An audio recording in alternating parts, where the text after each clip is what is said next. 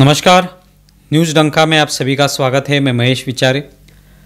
दोस्तों, YouTube influencer Sharmishtha Panoli को arrest करने के बाद अभी उसके खिलाफ जिसने शिकायत की थी पश्चिम बंगाल में, वजाद खान, वो भी अभी फरार है। उसके पीछे असम की पुलिस लगी है, पश्चिम बंगाल की पुलिस भी उसे ढूंढ रही है क्योंकि उसके खिलाफ भी शिकायतें दर्ज की गई हैं।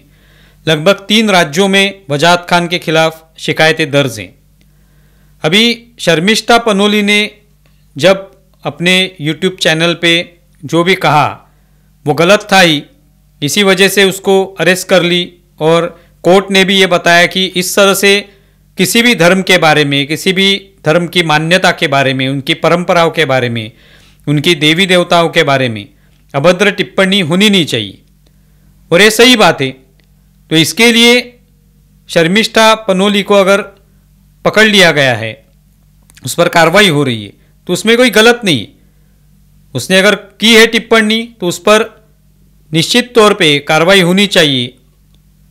इस तरह की बातें करने से उसको मना करना चाहिए और आने वाले समय में अगर इस तरह से फिर से वो बातें करती हैं या कोई भी और करता है तो उस पर कार्रवाई होनी चाहिए।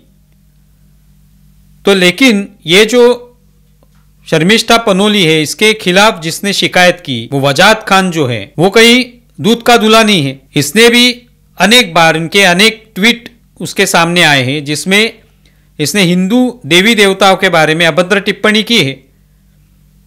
अब ये जो शर्मिष्ठा पनोली है, इसने तो जो भी ट्वीट किया था, जो भी वो उसके मत रखती है, उसकी राय जो भी है, उसने डिलीट कर दिया था, अपनी माफ़ी भी मांगी थी। अर्थात जो नुकसान हुआ था, उसने जो नुकसान किया था वो तो हो गया, तो उसके वजह से उस पर कार्रवाई हो रही है। लेकिन ये जो वजाद खान है, इसने अपने ट्वीट अभी तक नहीं हटाए हैं। ये जो ट्वीट है, इस पे हिंदू देवी देवताओं का अपमान पूरी तरह से दिखाई देता है, तो फिर इस पर कार्रवाई क्यों नहीं। दूसरी बात यह है कि ये जो शर्मिष्ठा पनोली नाम की लड़की है, ये थी गुरुग्राम में। वजाद खान ने पश्चिम बंगाल में उसके खिलाफ शिकायत दर्ज की तो तुरंत पश्चिम बंगाल की पुलिस दौड़कर गुरुग्राम गई और उसको अरेस्ट कर लिया। तो वजाद खान को क्यों नहीं अरेस्ट किया? वजाद खान ने जो भी ट्वीट किए वो तो इससे पहले किए हुए हैं, तो क्या ये उसके बारे में, उसने किए हुए ट्वीट के बारे में पुलिस को पता नहीं था? और पता है तो उसको तभी अरेस्ट क्यों नहीं की गई? तो ये दोहरी जो नीति होती है, दोहरा मापदंड जो होता है, वो यहाँ पे नहीं चल सकता।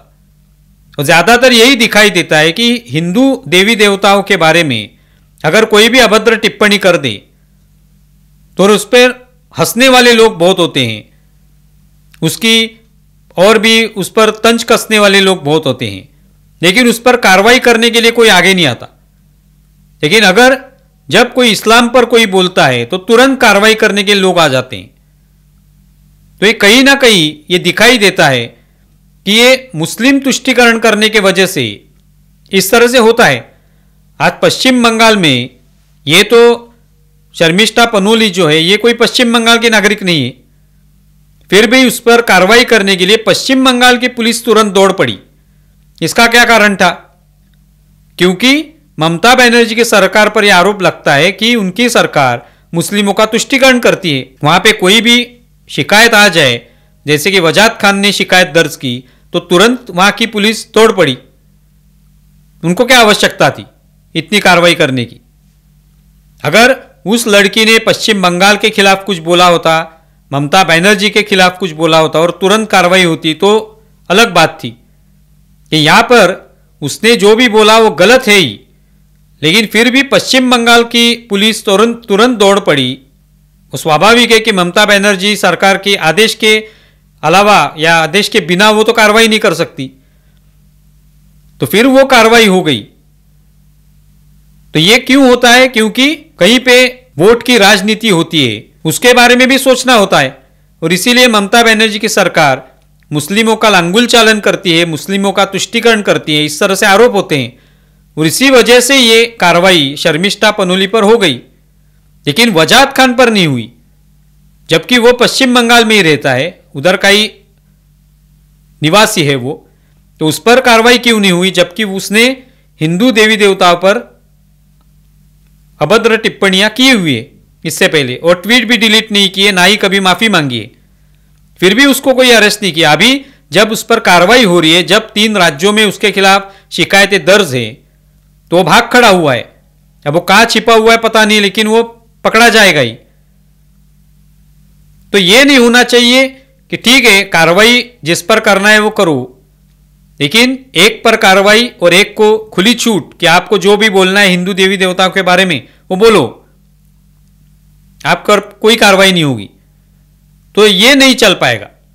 अगर आपको लोकतंत्र के अनुसार काम करना है तो सभी पर कार्रवाई होनी चाहिए, और एक सभी राज्यों ने ये नियम बनाए कि भाई हिंदू देवी देवताओं पर अगर कोई बोलता है तो उस पर भी कार्रवाई होगी, दूसरे किसी धर्म पर, चाहे वो इस्लाम हो, चाहे वो बौद्ध धर्म हो, जैन धर्म हो, किसी भी धर्म के बारे में कुछ गलत टिप्पणी की जाए, उससे भावनाएं आहत हो सकती है, तो उस पर कार्रवाई करना है।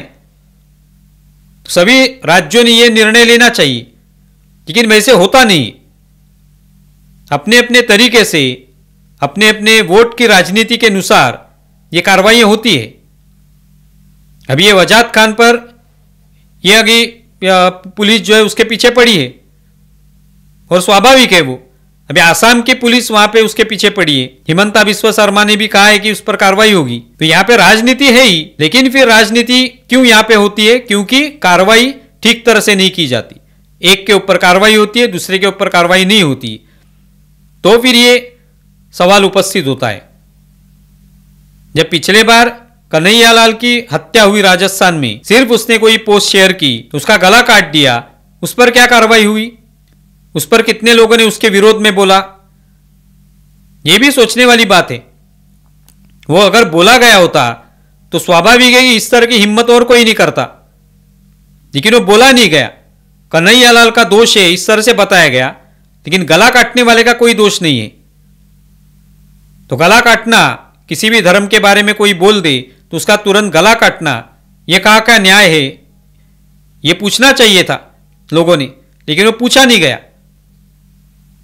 तो यह तभी संभव हो सकता है जब हर किसी धर्म के बारे में कोई बोल दे तो तुरंत सभी लोगों ने उसके खिलाफ बोलना चाहिए। सरकार ने भी यही भूमिका लेनी चाहिए कि धर्म कोई भी हो, उसके बारे में अभद्र टिप्पणी करना, लोगों की भावनाओं को आहत पहुंचाना, यह अगर कोई कर रहा है तो उस पर कार्रवाई की जाएगी। फिर यह मामला सुलझ सकता है, फिर वहां पे कोई भेदभाव नहीं होगा।